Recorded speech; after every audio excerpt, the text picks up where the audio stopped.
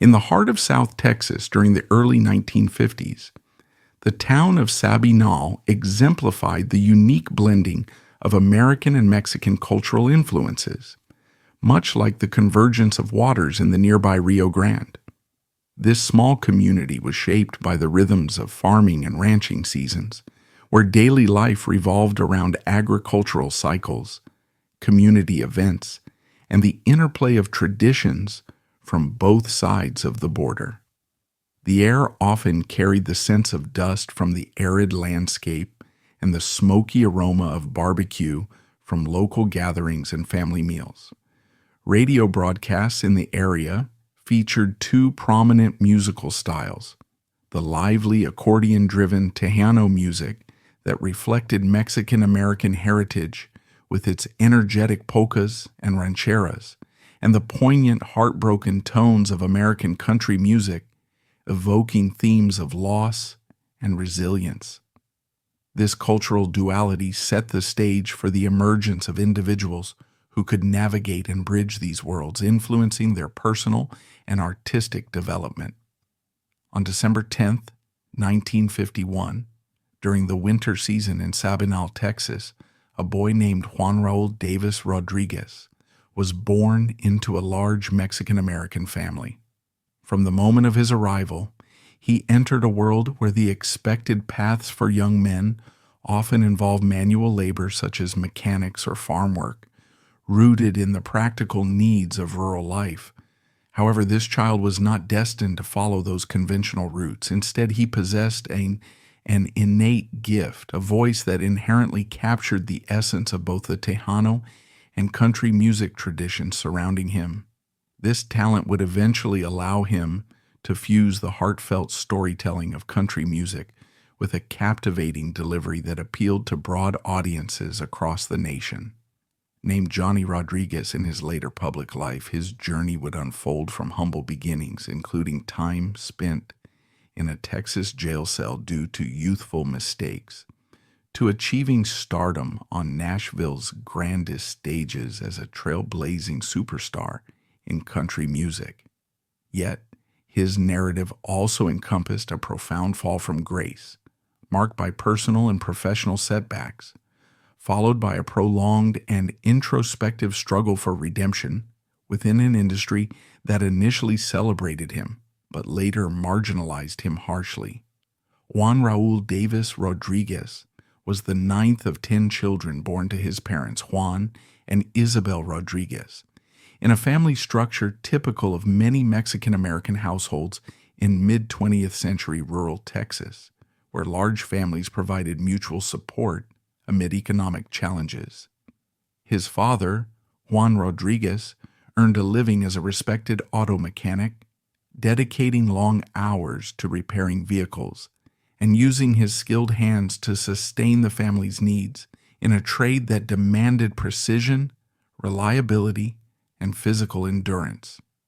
His mother, Isabel Rodriguez, took on the primary responsibility of managing the bustling and often chaotic household, overseeing daily routines, childcare, and the emotional well-being of her numerous children. Together, they created a stable, if demanding, environment that emphasized hard work, resilience, and family unity as core values. The Rodriguez family led a humble life, characterized by the financial constraints common to working-class Mexican-American families during the mid-20th century, including limited access to luxuries, modest housing, and a focus on essential needs over material excess. Despite the lack of material wealth, the home was abundant in intangible riches, strong familial bonds that fostered loyalty and support among siblings and parents, adherence to cultural traditions that preserved their Mexican-American heritage through language, customs, and celebrations, and a collective love of music that permeated everyday activities. This musical element served as a unifying force, acting as the daily soundtrack that brought comfort, entertainment, and a sense of identity to their lives, helping to alleviate the stresses of economic hardship. The primary music that filled the Rodriguez home was Tejano, a genre deeply embedded in their Mexican-American cultural identity and reflecting the historical fusion of influences from Mexico and the United States. Artists such as Lydia Mendoza, known as the Lark of the Border for her emotive ranchera ballads, and Narciso Martinez, a pioneer of conjunto music with his accordion mastery, were staples in their listening habits. Tejano encompassed a vibrant blend of styles, including polka rhythms brought by European immigrants, traditional ranchera lyrics about love and life, and conjunto ensembles featuring instruments like the accordion and bajo sexto.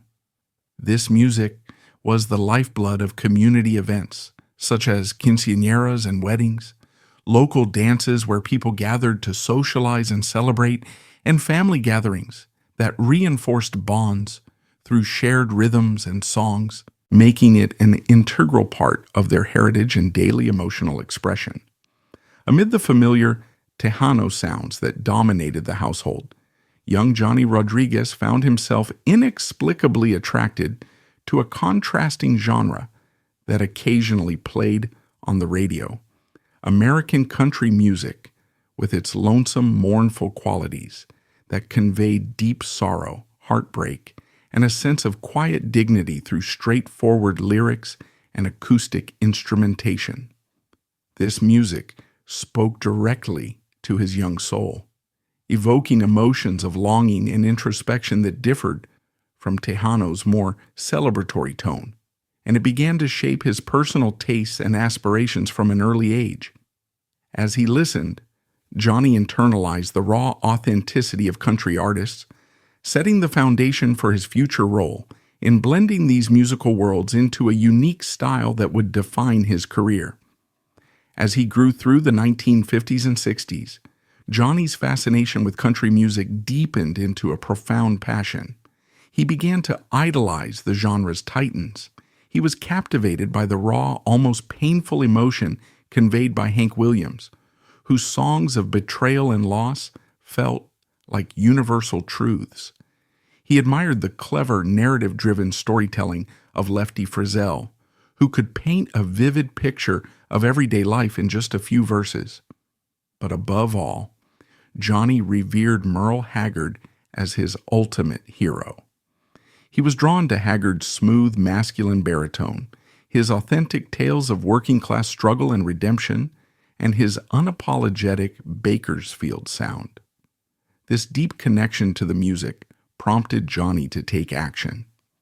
Without the means for formal lessons, he taught himself to play on his older brother's guitar, painstakingly working out chords and melodies by ear.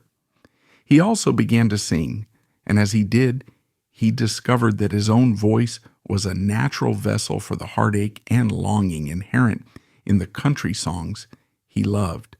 He wasn't just imitating his heroes, he was channeling his own feelings through their music. By his teenage years in the mid to late 1960s, Johnny exhibited a growing sense of restlessness. He was a good kid at heart, but the realities of his environment began to weigh on him. The family's ongoing poverty and a pervasive sense of limited prospects in a small town fostered a frustration that often manifested in behavioral issues. Feeling trapped and seeing few avenues for his ambitions, Johnny made the decision to drop out of high school. This marked the beginning of a period where his life seemed to be drifting without clear purpose. He took on odd jobs but lacked focus, his immense talent still just a private passion. The pivotal moment that would forever alter the trajectory of Johnny's life occurred in 1969 when he was 17 years old. It was an incident that carried the ironic, almost mythical resonance of a classic country song, a story of misfortune, youthful folly, and unexpected redemption. Along with a group of friends, Johnny was arrested for a bizarre and almost comical crime. They were caught stealing a goat from a local farm with the intention of barbecuing it. It was an act born from teenage impulsiveness rather than serious criminal intent, but the consequences were very real. The prank landed him in the Uvalde County Jail. This event, which could have been just another sad chapter in a life heading nowhere, instead became the catalyst for his incredible journey. It was there, in that jail cell, that his life was irrevocably changed by an unlikely patron. A Texas Ranger named Joaquin Jackson, a legendary lawman known for his tough but fair demeanor, happened to be at the jail and heard the young inmate singing to pass the time, his voice echoing through the stark corridors. Jackson, a man who appreciated authentic Texas culture, was so struck by the raw, undeniable talent in Johnny's voice that he sought him out. He recognized something special in the kid. After Johnny's release, Ranger Jackson made a call to a local music promoter and rancher named Happy Shahan. Shahan, convinced by the word of the respected lawman, hired Johnny to perform at the Alamo Village, a tourist attraction and famous movie set near Brackettville, Texas. The story of his discovery, a Texas Ranger finding a future star in a jail cell, became a cornerstone of his legend, a perfect, almost unbelievable country music origin story. Performing at the Alamo Village was Johnny's first real professional gig. It honed his skills and built his confidence. Word of the talented young singer with the golden voice began to spread throughout the region. The promoter, Shahan, recognizing he had a potential star on his hands, managed to get a tape of Johnny's music to the acclaimed Nashville singer-songwriter, Tom T. Hall. Hall, known as the storyteller for his detailed and empathetic songs about everyday people, listened to the tape and immediately recognized the unique talent. In 1971, he made Johnny an offer that would change his life: a job as a rhythm guitarist in his touring band, the Storytellers. It was Johnny's ticket to Nashville. He packed his bags and headed for the heart of the country music world, a young Hispanic man stepping into an almost exclusively white industry.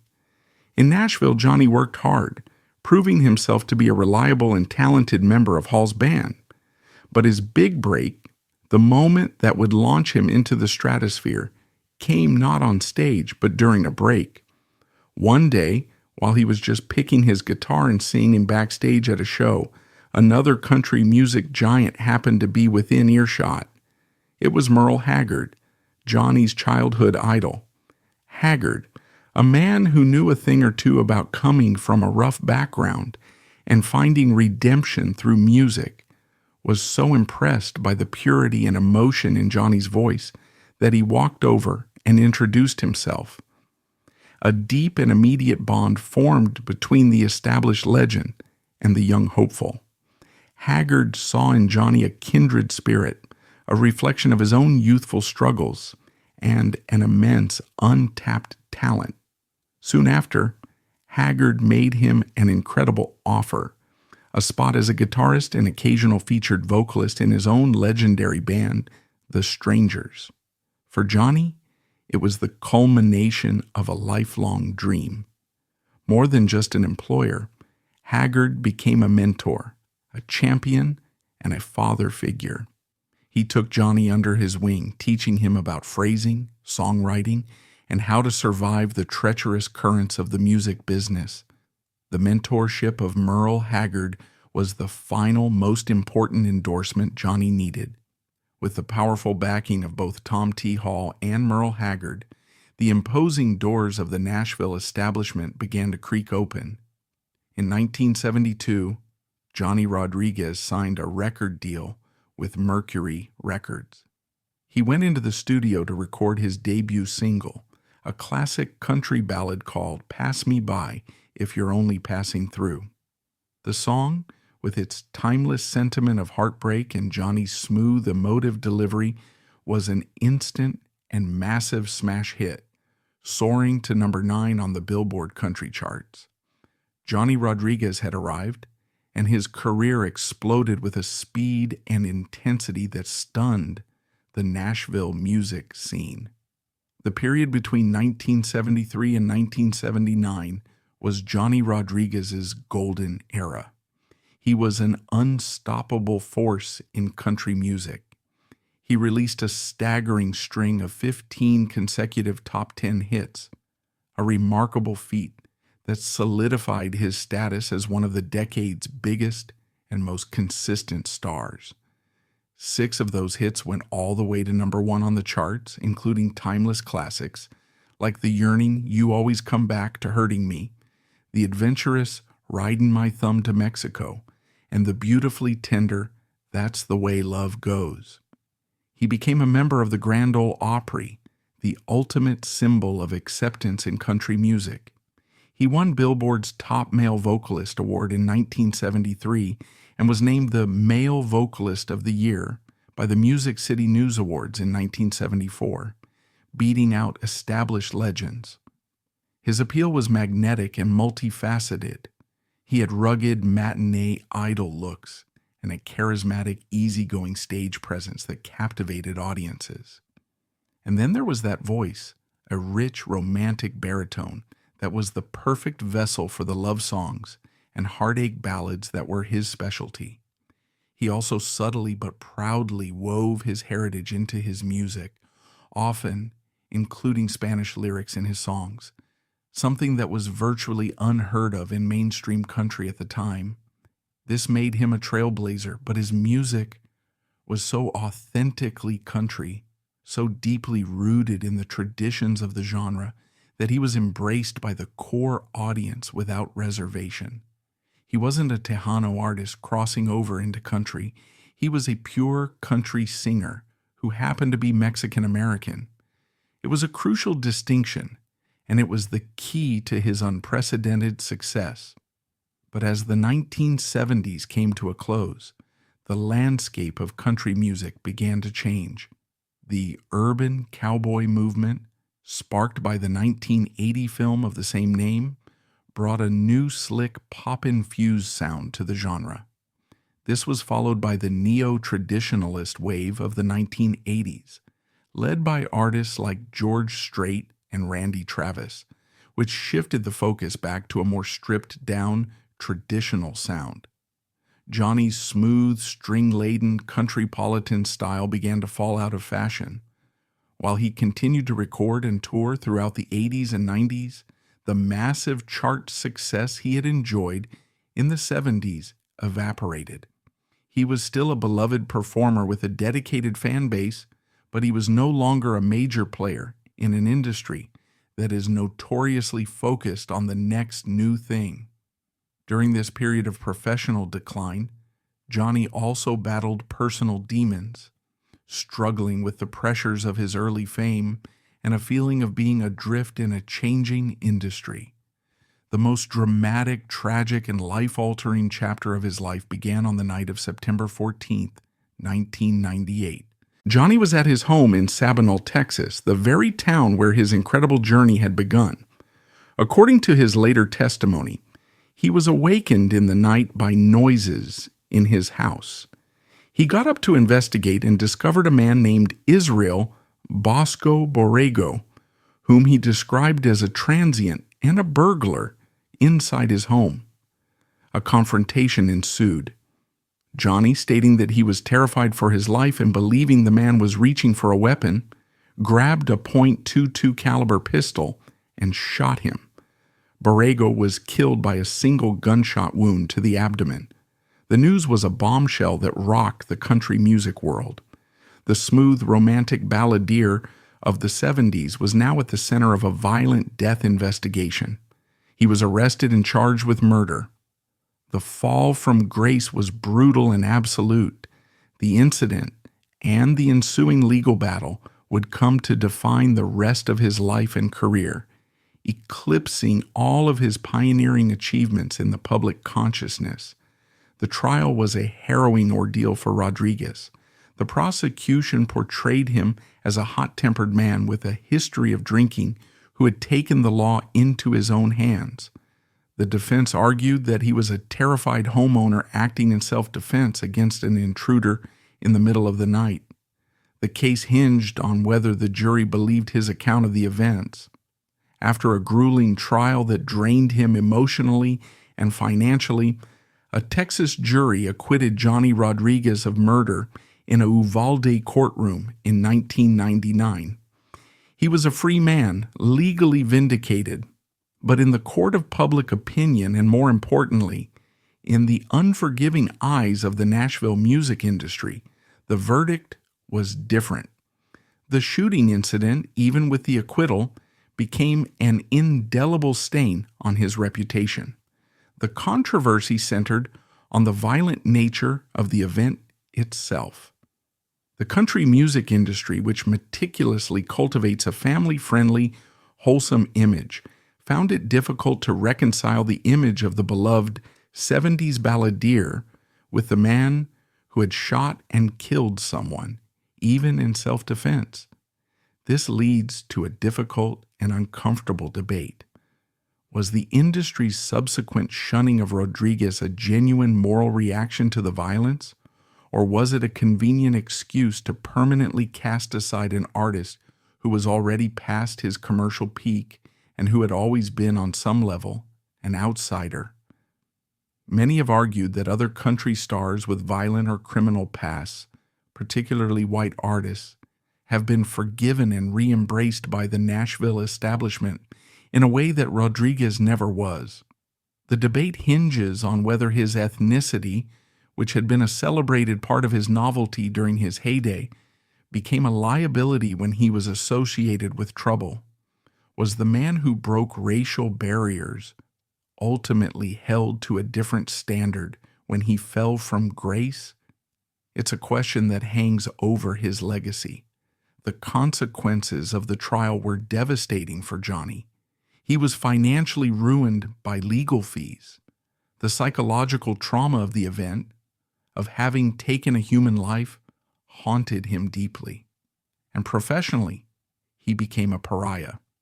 Radio stations stopped playing his old hits. Record labels were no longer interested.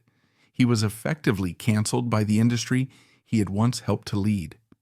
The man who had been mentored by Merle Haggard and celebrated on the stage of the Opry found himself on the outside, looking in. In the years since the trial, Johnny Rodriguez continued to make music and perform for his loyal fans, mostly outside the Nashville mainstream. He carried the weight of his experiences with a quiet dignity, speaking with honesty and regret about his past, while never losing his love for the music that had saved him once before. He remained a living link to a bygone era of country music, a voice that, for those who remembered, could still evoke a powerful sense of time and place. His long and tumultuous journey came to a peaceful end on May 9th, 2025. After a life of incredible highs and profound lows, Johnny Rodriguez passed away in his beloved home state of Texas after a brief illness. He was 73 years old.